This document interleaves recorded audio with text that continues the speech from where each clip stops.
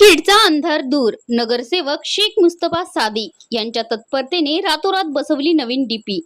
Sonpeth ward क्रमांक 5 सोनखेड परिसरात बुधवारी रात्री अचानक वीज पुरवठा खंडित झाल्याने नागरिकांचे हाल झाले. रात्रीच्या वेळी विजेचा खोळंबा झाल्याने संपूर्ण वार्ड अंधारात गेला होता. तातडीने उपाययोजना. परिस्थितीचे गांभीर्य लक्षात घेऊन स्थानिक नगरसेवक शेख मुस्तफा सादिक यांनी तात्काळ आमदार राजेशदादा विटेकर यांच्याशी संपर्क साधला. दोघांच्या समन्वयातून रातोरात नवीन डीपी बसवण्यात आली आणि काही तासातच वीज पुरवठा पूर्ववत झाला.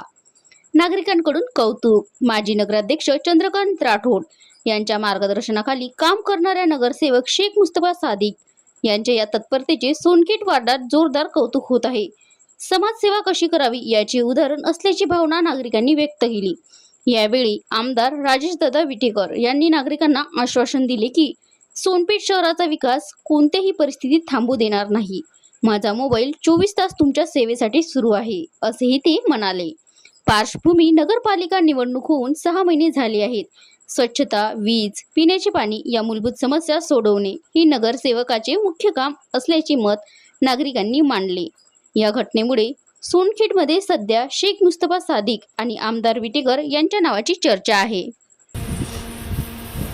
त्या इंजिनियरला बोला, तेवढा करायला लावा ना सर. Okay sir.